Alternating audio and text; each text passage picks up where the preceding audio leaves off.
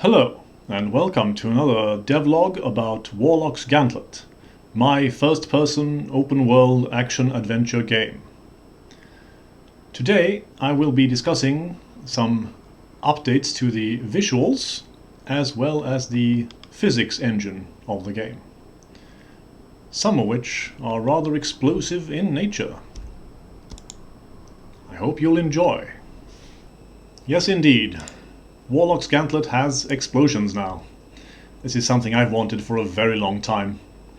And this is the first time that I've programmed in explosions with shockwaves in any kind of game. And I think that's important in a sense. Explosions are, of course, they're effective weapons, if you can use them. And then they have this fun effect of pushing your enemies around. But they're also interesting. Well, first of all, because this is the first example of something that I often refer to as involuntary movement. Movement that is imparted through some external force. And that opens the way for things like pushing, shoving, punching, with your hands and feet, of course, but also with various melee weapons and such. And I do intend to make it so that you and enemies take fall damage. So I hope people will use the opportunity to push their enemies off of cliffs and perhaps rooftops, if they happen to be there. And those are just the immediate uses. Other uses, of course, are things like using the imparted momentum to boost yourself upwards for the explorer, and perhaps sideways at high speeds for the speedrunner. I dearly hope that people will play around with this as they have done in so many other games, and learn the techniques, and perhaps invent them as well, of movement. It's not that easy to control yourself, but I think that's something I'll be able to work on much more. Maybe it will be possible to use different explosions of different power in the game. Maybe that's a spell feature, for example,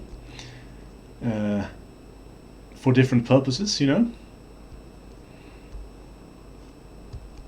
as I said, it opens up possibilities for other things like pushing and shoving, but also things like being moved by the wind or by water currents or slipping on ice. Again, I don't know if I'm going to introduce such environmental effects like those, but it's at least possible. I had to update the physics, particularly the movement system, a lot in order to make this work, but it was well worth it, and it also resulted in me having a much more robust movement and collision system now than I did before, which is very nice. I actually used to handle movement in two steps. First of all, the movement that you do yourself, moving left, right, forward, backward, and in cases when you're flying, also the up and down, and then after that I would apply the gravity. So I would actually do movement in two phases, but I have consolidated that into one phase now. And while updating movement, I also went in and improved falling, which used to happen at a very steady and slow rate. It used to be very, as some people describe it, floaty. You'd float to the ground. But now you actually accelerate up to a certain point. Like so. Now, that might be a little bit too slow, but it's very easy to play around with. I'm trying to balance the effect that gravity has on you, so that it feels somewhat realistic when you do fall, but also so that things like explosion or rocket jumping is plausible, because that's fun. We don't want to, fun over realism, but realism where possible is kind of how I like to work with these things, and I hope that people agree with that. Now, I think you've noticed that the liches look a little bit different. Well, from the front they don't. they look the same, but I have now made rotational sprites, 8-way rotational sprites for these guys. I had that in a previous demo, but not the same sprites as these. And this will be much more interesting once they start moving around and turning on their own. That way you can see which way they're looking and which way they're not looking. That was a feature of the demo. If you want to experience that, you can. In the demo that's on Steam, that's very old now. It's coming up on 3 years old in the not distant future. And you might also have noticed that they have a death animation, but it's quite difficult to get a good look at it right now because with this I only have my explosive fireballs as a weapon, and so I push them away. But I'm going to temporarily alter the code so that they don't push them, and then we'll have a better look at the animation. Alright, I have disabled the shockwaves and the explosion animations for the sake of better being able to observe these death animations, for lack of a better word. I'm very happy with how these turned out. So I hope you enjoy them. I'm going to be showing them off here as I discuss a little bit of the lore of the Lich and the lore of the land, because I think that this is a good opportunity to do that. Now, a Lich in this world consists of two things: a corpse and a spirit. In fact, the English word Lich originally meant corpse, and in the Scandinavian languages we still use that word. Well, we use a variant. In Swedish we say lik. That is the common term for corpse in Swedish, and they are etymologically related as far as I know. Now, a corpse is easily explained. A spirit is a little bit different. My world does not contain any supernatural elements whatsoever. I don't care for supernatural things in general. So of course spirits aren't either. There's nothing supernatural about them. They are just a life form. And a spirit is a very peculiar life form. It is kind of like a cloud of neurons held together by magic.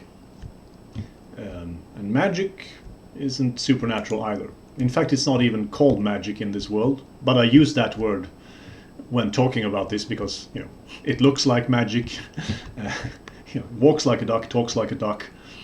So why not call it that for everybody's convenience? But the actual word used is focus, which is so boring, I know. But it is very descriptive.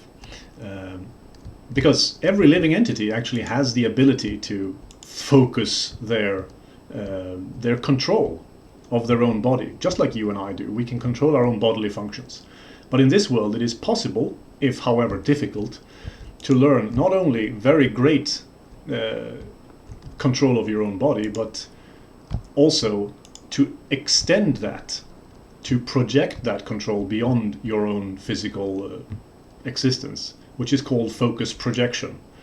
Even more boring, right? Terminologically, at least.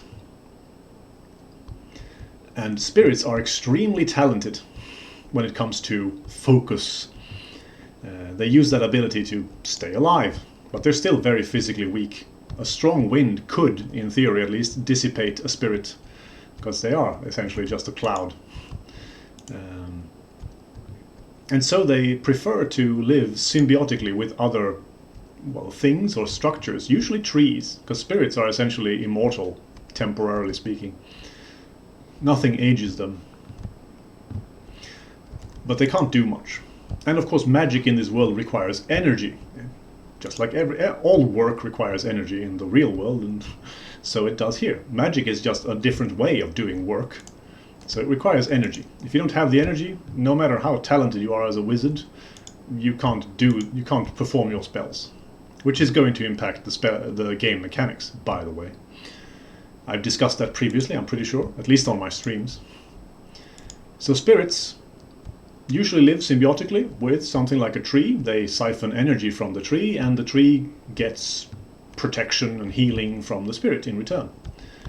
And in fact, spirits live in many other places and structures like houses and rocks and such, and they might live symbiotically with a village or a family, or they might just have a kind of, people might build a shrine to a spirit and make offerings of food, i.e. energy, for the spirit that it sort of sucks up. And if you want the spirit to do a favor for you, you give it a bit more food. And ask nicely, of course. People and spirits communicate politely with each other in polite society. Now these spirits, these lich spirits, they are not part of polite society. They are very adventurous, ambitious, perhaps even malevolent spirits. And they are not above taking control of a living or dead body and just possessing it as a walking, talking abode, something that allows them to explore the world and have adventures or do whatever it is they want to do. And even have a richer, sensational or sensual life, if that's what they want, through the possessed neurological structures of that body. So when you kill, in quotation marks, a lich, you destroy the shell that is effectively its armor. Think of it almost as a mech suit. And the bluish, cloudy, ghostly apparition there, that is the spirit slowly dissipating. Well, I say slowly, perhaps it should be quickly. It happens pretty quickly, right? And whether or not that actually kills the spirit, I haven't decided. Maybe, it depends. But at least they are rendered harmless for the time being. And that is the lore of the Lich. Let's discuss the visuals of the explosion a bit. If you look at this here, I have changed this explosion or fire cloud a bit in two ways, actually. The most obvious one is probably the color. If you looked at the previous video, you would have seen that the color was much thinner, or not so strong. And in fact, the color varied a lot there, because I would cycle through a selection of colors for each projectile, and that the projectile's color, meaning the color of the light emitted by the projectile, would carry over to the resulting explosion. And in fact, the sprites, both for the sort of ball that I'm shooting and the explosion, those were all grayscale. And the only color applied to them was the color of the light that they themselves emitted. But I knew already at that point that I wanted a more intense color. So I palette swapped the explosion animation and the little ball animation there. Or it's not an animation, it's just one sprite for the ball. And when I make other spells that produce explosions, with other colors, I will make palette swaps for those as well. And currently the color is a combination of the sprite's colors and the color of the light, which is currently fixed to a orangey, yellowish orange, as you can probably tell. And another thing I changed was the last few frames of the fire cloud there. They were different before. If you go back and look at the previous devlog, you'll see that there were smaller chunks of pixels in those last sort of dissipation frames. But I like this better. I'm continuously developing and kind of polishing the aesthetics of the game. And one reason why I've made so many new sprites and textures for everything recently is that I'm kind of finding the visual, the aesthetic that I want to incorporate in the game. And I like this one better. I think it's visible in the liches, in the trees and in these explosions, and indeed these road tiles as well. I want a kind of full, roundish look, but primarily full. You know, something that is a bit chunky, a bit rounded, for a few reasons. One, because I think it looks nice, it looks inviting, and I like a fantasy world that is inviting. But also because this is a low resolution program. It is meant to be that. Both meant to be that, and it's forced to be that because of the engine that I'm using, i.e. the engine that I'm building.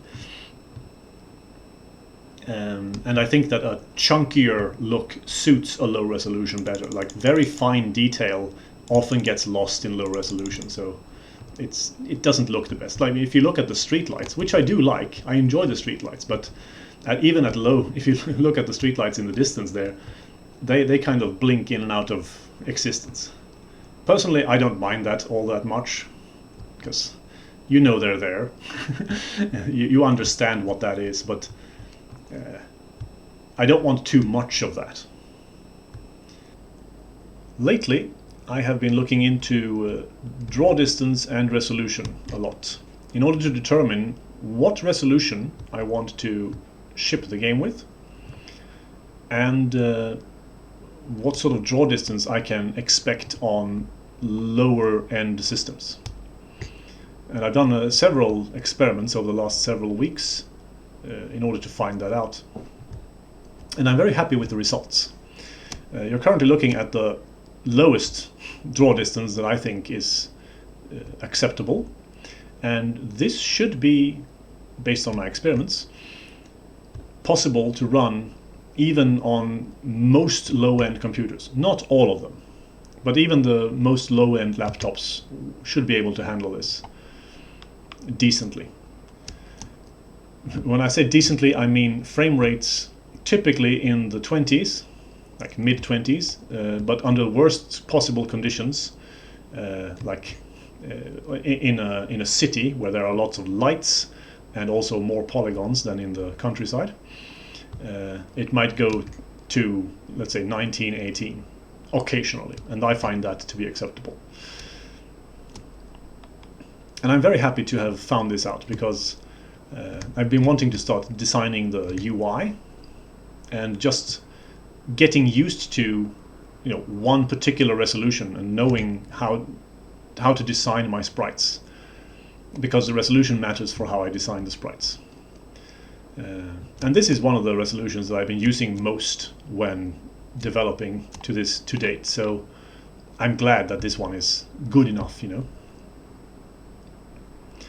And with that in mind, I've also been introducing something that you can see here, which is a variable mist thickness.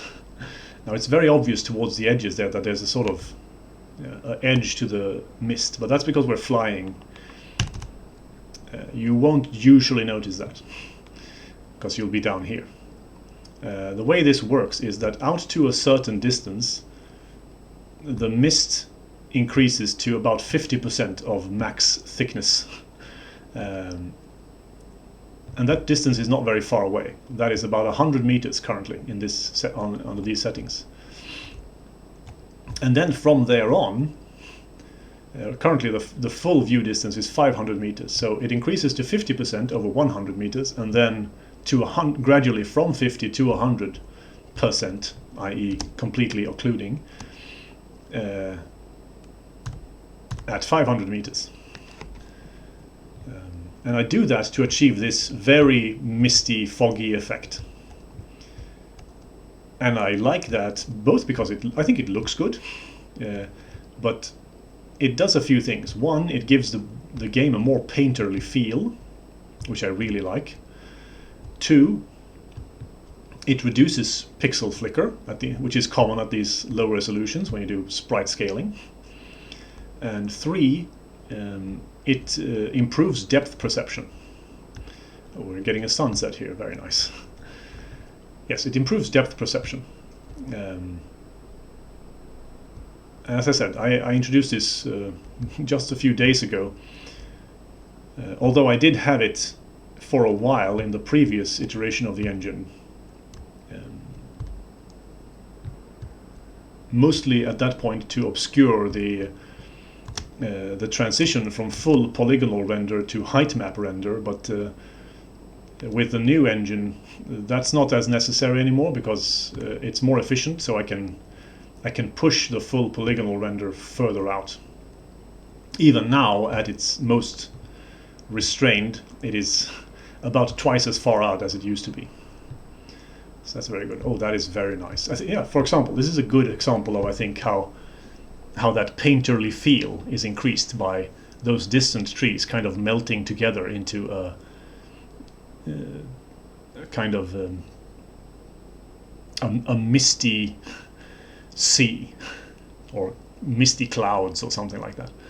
I think it looks really good. This final feature is one that I hadn't planned on including in this devlog because I only really thought about it and implemented it earlier today. Well, I've thought about it before, but you know, the thought struck me again today. And that is this sword, which is not a functional sword. Well, it's supposed to be a hand holding a sword. It's a very crude, flat sprite. Can't swing it, can't do anything. But the thing that I have done is to make it illuminate according to where I'm standing. And the prevailing light, ambient light in that place. As you can tell, I can turn on my lantern here.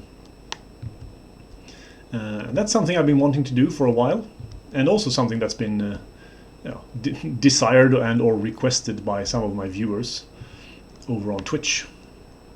So I'm pretty happy with that. I'm going to make new sword sprites for soon. Sort of final ones, so that you can swing this sword and actually use it. And I guess we have dawn coming over the horizon. Well, there's a first glimpses of the sun there. Well, we might not have time to see all of that during this devlog, but there will be another one in the not too distant future. I do enjoy making these more frequently. Reporting on the smaller progress, but reporting nonetheless. I hope you've enjoyed it. I hope you have a wonderful rest of your day, and I'll see you around. If you want to follow me more closely, you can do so on BlueSky and or Twitch, and you will find links to those accounts in the description. Goodbye.